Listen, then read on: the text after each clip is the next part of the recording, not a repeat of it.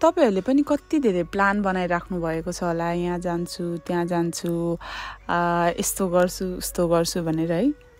तर मेरो केसमा चाहिँ के भयो भने रिसेन्टली मैले कुनै पनि प्लानै बनाएको थिइनँ र मेरो कुनै त्यस्तो सोचै थिएन कि म चाहिँ यो ठाउँ जान्छु भनेर। त्यो ठाउँको नाम चाहिँ हो पाथिभरा मन्दिर ताप्लेजुङ। म कहिले पनि बाहिर घरबाट बाहिर त्यत्रो लङ ट्राभल गरेको थिइनँ, तर पाथिभरा मन्दिर जानको लागि चाहिँ मैले ट्राभल गरेँ। मैले चाहिँ ड्याडीलाई भने, ड्याडी म मन्दिर जान्छु। ड्याडीले भन्नुभयो ल ठिक छ जाऊ भनेर टिकट लिइदिनु भयो। अनि टिकट लिएपछि चाहिँ कलङ्कीदेखि लिएर ताप्लेजुङसम्म बसमा गएँ। त्यसपछि फेरि मैले त्यहाँबाट चाहिँ सानो फेरी या ठुलो फेरीमा जानको लागि चाहिँ फेरि मैले गाडी चेन्ज गर्नुपर्ने भएकोले त्यहाँबाट पनि मैले गाडी चेन्ज गरेँ। सानो फेरी चाहिँ आई थिङ्क म त्यस्तै 10-11 बजे रातिको पुगेको थिएँ होला। त्यहाँबाट पुगेपछि चाहिँ एउटा बस्ने ठाउँ थियो, त्यहाँ चाहिँ ग्रुपहरूसँगै बसेँ म। चितवनको दिदीहरू हुनुहुन्थ्यो होला, उहाँहरूसँगै म रुममा बसेँ किनभने म एक्लै ट्राभल गरेको थिएँ। अनि त्यहाँको खाना चाहिँ एकदमै सफा थियो, एकदमै स्वच्छ थियो। उहाँहरूले चाहिँ लसुनहरू केही पनि मिसाउनु भएको थिएन।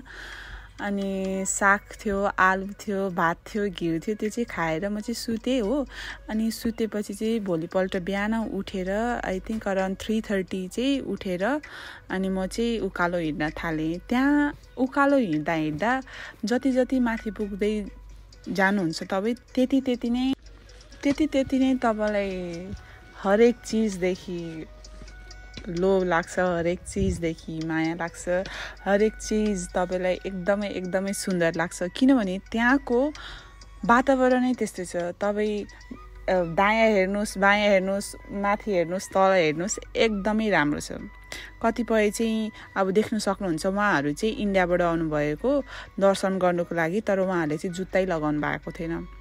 त्यस्तो विश्वास लिएर चाहिँ हाम्रो नेपालमा आएर दर्शन गर्नुभएको र देख्न सक्नुहुनेछ तपाईँ वरिपरि हिमालय टक्क लगाएर हरियाली फुलहरू त्यस्तै फुलिरहेको छ।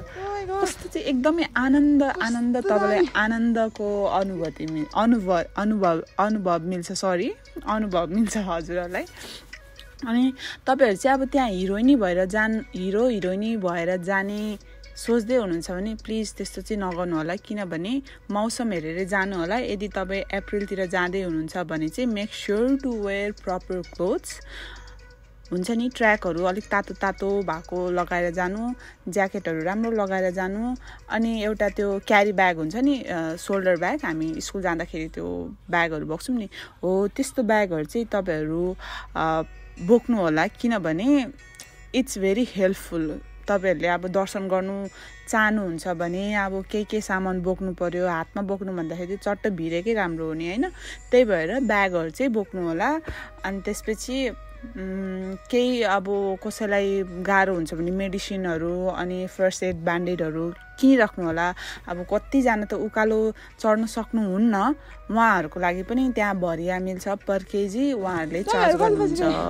म चाहिँ अब जति उकालो गयो त्यति मान्छेहरूलाई सोधिरहेको थिएँ कि कति टाइम लाग्छ भनेर।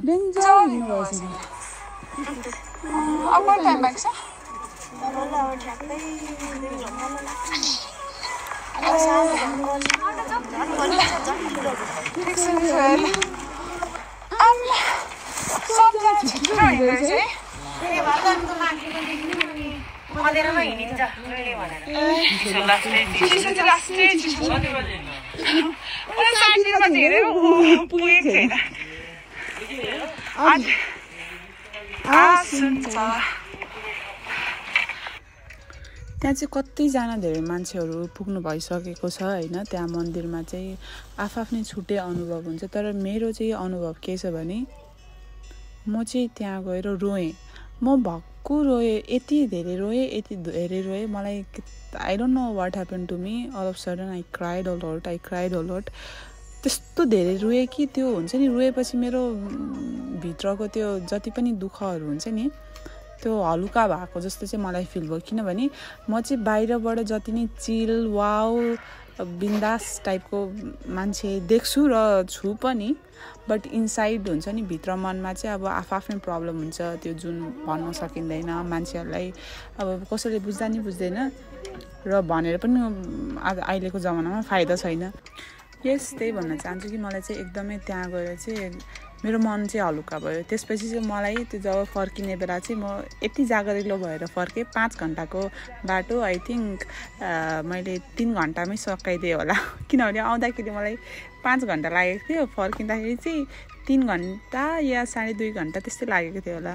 So thank you guys for watching my video and please do like, comment, subscribe. अनि तपाईँहरूलाई अब त्यहाँ जाँदाखेरि के चाहिन्छ, कसो चाहिन्छ, के गर्नुपर्छ भनेर सोध्नु मन छ भने प्लिज कमेन्ट गरिदिनु होला। धन्यवाद। Enjoy the view.